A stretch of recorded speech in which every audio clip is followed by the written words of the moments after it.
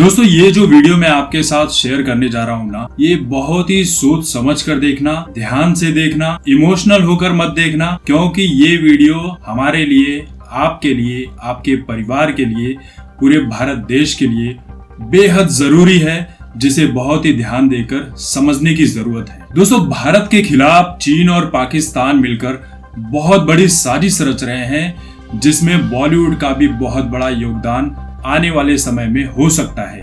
वो कैसे होगा बॉलीवुड का योगदान, मैं आगे वीडियो में बताऊंगा। तब तक कुछ चीजें जो मैं आपके साथ शेयर करने जा रहा हूँ उसे बहुत ध्यान से देखना और समझना। एक समय ऐसा था कि जब हम किसी से मिलते थे रास्ते पर, तो जब हम उससे पूछते थे कि और भाई क्या हाल चाल चल रहा है, तो सामने वाले बंदे का एक ही रिप्लाई होता था, भाई सब बढ़िया है, ठीक ठाक है सब, भले ही उसकी जिंदगी में कितनी ही तकलीफ क्यों ना हो। लेकिन आज अगर आप यही सवाल किसी और से करोगे, उस बंदे से करोगे कि भाई साहब जिंदगी में क्या चल रहा है, सब बढ़िया है, तो उसका बस एक ही जवाब होगा कि यार कुछ समझ में नहीं आ रहा है कि आगे की जिंदगी निकाले कैसे। घर में रहे तो भूख और गरीबी मार देगी, घर से बाहर निकलते हैं तो कोरोना की बीमारी मार देती है, हॉस्पिटल गए तो हॉस्पिटल का बिल मार देता है। आखिर करें तो क्या करें? ये ऐसी बेबसी है कि अगर आप चाहते हुए भी किसी की हेल्प करना चाहो ना, तो आप कर नहीं पा रहे, क्योंकि हर इंसान सोच रहा है कि उसके पैसे बच जाएं, वो ऐसे किसी इंसान के संपर्क में ना आए कि वो कोरोना की जो बीमारी है वो अपने घर में लेकर आ जाए और उसके साथ उसका पूरा परिवार समाप्त हो जाए। चीनी वायरस कोरोना ने पूरी दुनिया में हाहाकार मचा रखा है। जो चीन चाहता था आखिर वही हुआ। ना तलवारें चली, ना गोलियां चली, न एक दूसरे के ऊपर कोई परमाणु बम छोड़ा गया, फिर भी चीन जंग जीत गया। दुनिया को दिखाने के लिए चीन ने ये जता दिया कि भाई कोरोना वायरस से तो हम खुद भी पीड़ित हैं, हमारे खुद के देश में न जाने कितनी मौतें हो चुकी हैं, हमारी अर्थव्यवस्था लड़खड़ा चुकी है, ताकि पूरी दुनिया चीन पर यह भरोसा कर सके कि हाँ यार चीन में भी तो बर्बादी हुई है, वहां पे भी तो लोग मारे गए। ये बात ठीक उसी तरह लागू होती है जैसे पुलिस किसी का फेक एनकाउंटर करती है, तब अपने ही कुछ लोगों को गोलियां मरवा देती है, ताकि वो मीडिया में कल ये बातें दिखा सके, अपने सीनियर्स को ये बात दिखा सके कि देखो भाई हमारे भी सिपाही को गोलियां लगी थी। तो होगा क्या कि ऐसे में आप ना चाहते हुए भी उस पुलिस वाले के ऊपर यकीन कर लेते हो कि हाँ भाई एनकाउंटर तो हुआ था, और चीन के साथ भी ऐसा ही हो रहा है, कोई सबूत ही नहीं मिल रहा है। चीन ने वायरस बनाया, उसके साथ दवा भी बनाई और वायरस को वहीं तक सीमित रखा जहां तक उसे सीमित रखना था, यानी कि वुहान शहर तक। बाकी पूरे चीन में कहीं भी कोरोना वायरस का कोई भी प्रकोप नहीं मचा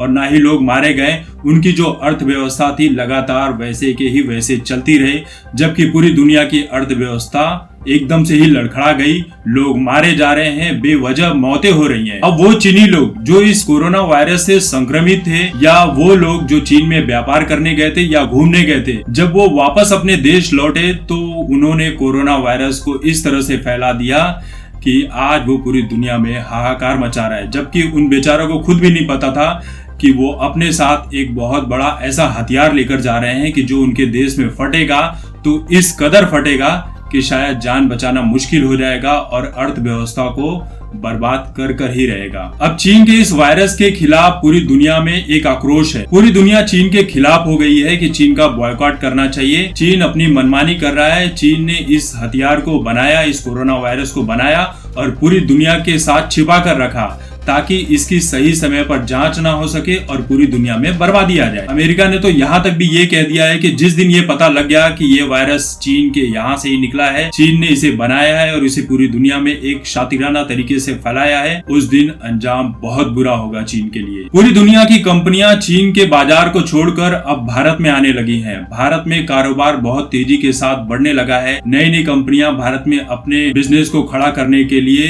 एकदम डट कर सामने आ रही है। जो भारत कभी पीपीई किट बनाता ही नहीं था, अब वो भारत पूरी दुनिया में पीपीई किट बनाने के मामले में दूसरे नंबर पर है, और सिर्फ अपने देश में पीपीई किट बना नहीं रहा है बल्कि और भी देशों को पीपीई किट बनाकर भेज भी रहा है और दवाएं भी भेज रहा है। इसलिए भारत के प्रति जो बाकी देश हैं वो बहुत ही साथ खड़े हुए नजर आ रहे हैं, चाहे वो किसी भी मामले में हो, क्योंकि चीन ने बाकी देशों में जो पीपीई किट और बाकी जो जरूरत के सामान थे कोरोना वायरस को लेकर, वो जो भी भेजे नकली भेजे, अब चीन के ऊपर इसलिए बाकी देशों का भरोसा नहीं है। चीन ने ऐसे मुश्किल भरे समय में भी सभी देश के साथ सिर्फ गद्दारी करने का काम किया है। भारत ने चीन के साथ व्यापार बंद किया। जो भी विदेशी कंपनियां थी अब वो चीन छोड़कर भारत में अपना व्यापार बढ़ाने में लगी हुई है। भारत ने टिकटॉक के साथ ऐसे 59 चीनी ऐप को बंद कर दिया जिससे चीन को अरबों खरबों रुपए का नुकसान हो रहा है। अब हो क्या रहा है कि चीन के जितने भी बड़े बड़े प्रोजेक्ट थे वो इस वजह से तय समय के अनुसार पूरा नहीं हो रहे हैं। जो भी काम की उनकी गति थी पहले के मुताबिक बहुत ही धीमी हो गई।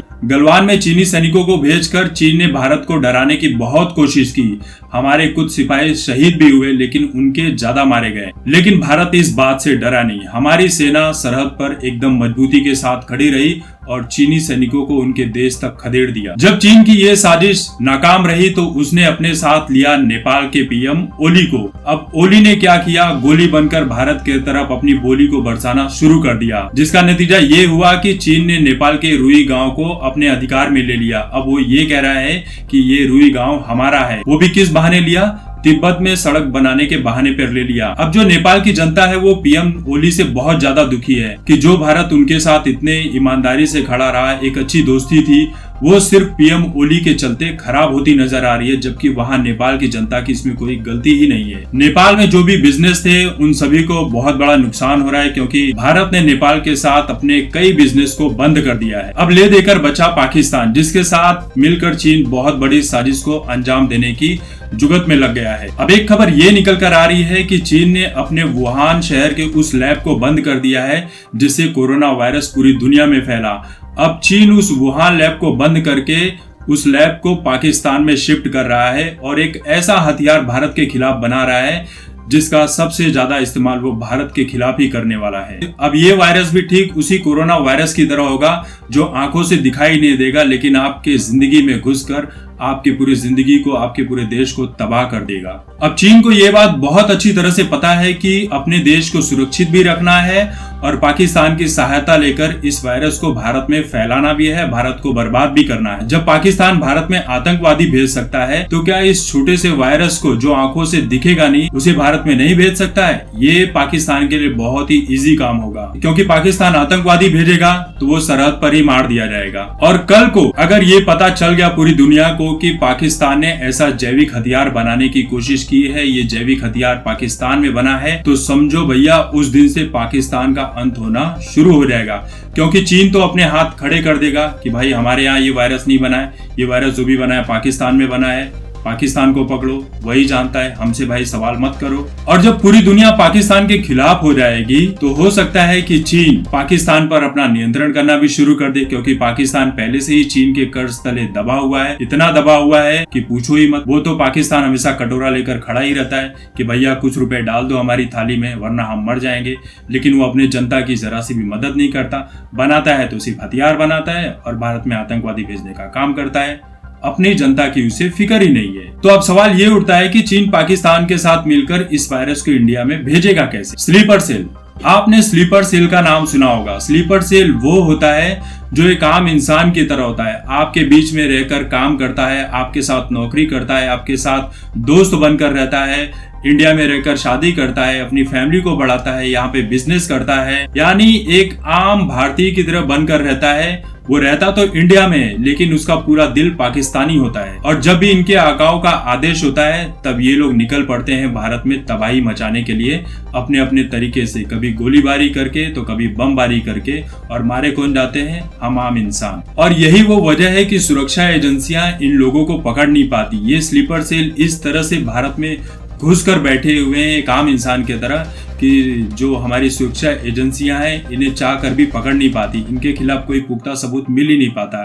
और जब मिलता है तब यहाँ के मानवाधिकार संगठन खड़े हो जाते हैं कि भाई एक निर्दोष आदमी के ऊपर जुल्म किया जा रहा है, उसे बेवजह फंसाया जा रहा है। जिन लोगों को स्लीपर सेल के बारे में नहीं पता है वो अक्षय कुमार की फिल्म हॉलीडे को देख सकते हैं, शायद उन्हें स्लीपर सेल के बारे में बिल्कुल अच्छी तरह से पता चल जाएगा। अब बॉर्डर पर तो सिपाही खड़े हैं, अब पाकिस्तान का कोई आम नागरिक आएगा तो उसे रोक सकते हैं, आतंकवादी आएगा तो हमारी सेना उसे ठोक सकती है, लेकिन जो वायरस चीन पाकिस्तान के साथ मिलकर बनाने वाला है उसे रोक पाना संभव नहीं है, किसी भी तरह से संभव नहीं है। और इस काम में चीन और पाकिस्तान साथ लेंगे यहाँ पे रहने वाले स्लीपर सेल का, जो बॉलीवुड में भी मौजूद है। आपको सुनकर झटका लग सकता है लेकिन बॉलीवुड में भी बहुत सारे ऐसे लोग हैं जो स्लीपर सेल की तरह हैं, जो अपना काम बहुत ही सफाई से कर देते हैं और लोगों को पता ही नहीं चलता है। देखिए, बॉलीवुड और पाकिस्तान के रिश्ते बहुत अच्छे हैं, ये बात अब पूरी दुनिया को पता चल चुकी है और भारत की एक एक जनता को पता चल चुकी है सुशांत सिंह राजपूत के केस के बाद। हमारे देश में तो कई ऐसे बॉलीवुड वाले हैं जो पाकिस्तान के लोगों के साथ मिलकर बिजनेस भी करते हैं, उनके यहाँ कई सारे इवेंट्स करते हैं। ये लोग तो वैसे हैं कि जो पाकिस्तान की ना बुराई करते हैं ना पाकिस्तान की बुराई सुन सकते हैं। अगर किसी ने पाकिस्तान की बुराई इनके सामने कर भी दी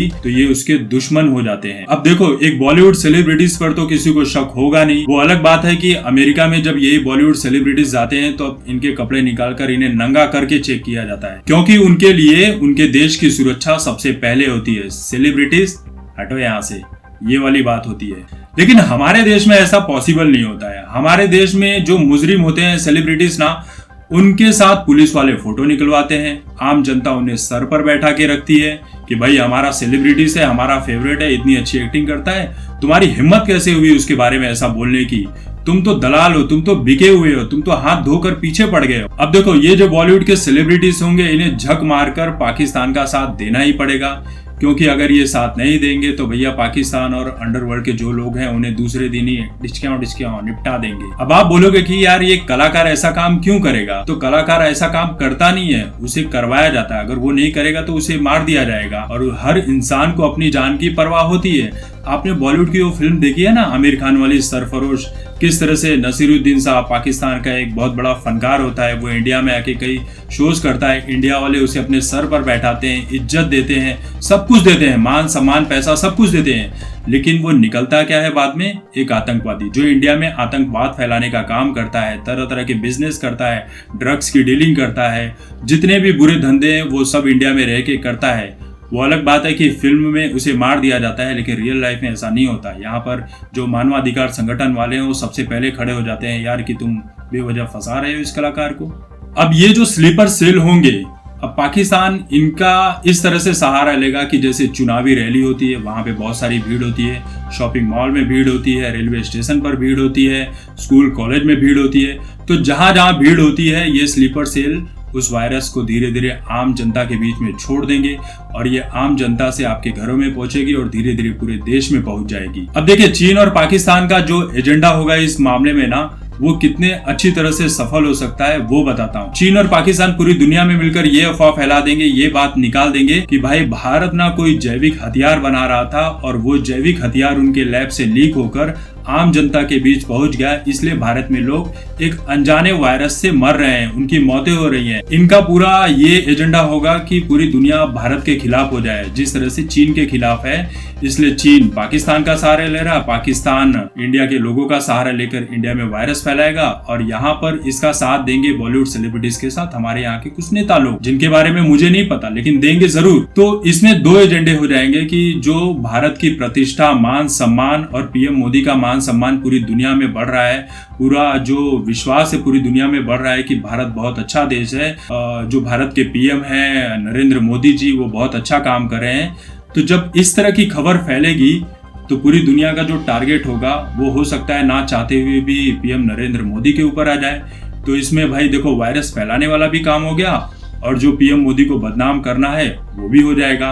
एक तीर से कई निशाने चीन और पाकिस्तान मिलकर भारत के खिलाफ साधने की पूरी तैयारी में बैठे हुए हैं। लेकिन प्रॉब्लम क्या है पता है? हम जैसे लोग ना इस तरह की बातों पर यकीन ही नहीं करते और जिस बात पर हम यकीन नहीं करते हैं ना, दुश्मन उसी बात को अपना हथियार बनाकर हमारे ऊपर इस्तेमाल करता है। हमारे जो इमोशंस होते हैं ना, वही हमारे सबसे बड़े दुश्मन होते हैं। चीन को इंडिया से तकलीफ है, पाकिस्तान को भी इंडिया से तकलीफ है, कई सालों से तकलीफ है, और जब से कश्मीर में आर्टिकल 370 हटा है तो तकलीफ कुछ ज्यादा ही बढ़ गई है कि हो सकता है उसे तो ये डर है कि कल को भाई जो उनका बचा कुचा हिस्सा है कश्मीर वाला वो भी भारत ना ले ले। तो पाकिस्तान तो चीन का साथ देने वाला है, मरता क्या ना करता, उसे पता है वो कर्ज में डूबा है, तो ये सहारा उसे लेना ही पड़ेगा इंडिया के खिलाफ, क्योंकि आतंकवादी भेजकर तो उसने सारे रास्ते अपना लिए, युद्ध लड़कर सारे रास्ते अपना लिए, लेकिन हर बार फेल होता है। तो ये ऐसा हथियार है ना, जो कहते हैं ना कि सांप भी मर जाएगा और लाठी भी ना टूटेगी, वही वाली बात है। देखिए, मेरा ऐसा मानना है कि पूरी दुनिया को मिलकर ना चीन और पाकिस्तान को पूरी तरह से बॉयकॉट कर देना चाहिए। इनके जो भी नागरिक है ना, इन्हें अपने देश में भी आने से अब रोक देना चाहिए। पाकिस्तान की जो आम जनता है उसकी कोई गलती नहीं है, वो उसी तरह से परेशान है जैसे सियासतदान अपना निजी फायदा उठाने के लिए वहाँ की जनता को परेशान कर रहे हैं। ठीक, पाकिस्तान के लोगों की कोई गलती नहीं है, लेकिन वो कहते हैं ना कि गेहूं के साथ घुन भी पीसा जाता है, वही वाली बात है। पाकिस्तान के भी लोग हमारी तरह ही आम इंसान है, हमारी तरह ही जिंदगी जीते हैं, लेकिन पाकिस्तान में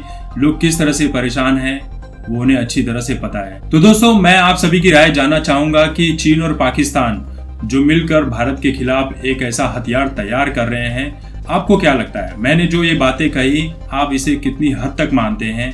और जो बॉलीवुड वाली बात बोली वो कितने हद तक सही हो सकती है?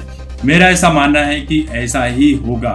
चीन और पाकिस्तान भारत के खिलाफ बहुत बड़ी साजिश रच रहे हैं, क्योंकि भारत जितनी ताकत के साथ पूरी दुनिया में अपना नाम बना रहा है, पीएम मोदी जिस तरह से अपना काम कर रहे हैं ना, और जिस तरह से बॉलीवुड के खिलाफ पूरा देश उठ खड़ा हुआ है उनके विरुद्ध, तो ये चीज़ें होने वाली हैं। तो आपकी मैं राय कमेंट में जानना चाहूँगा। तब तक देखते रहिए आपकी बात मुकेश के साथ। धन्यवाद।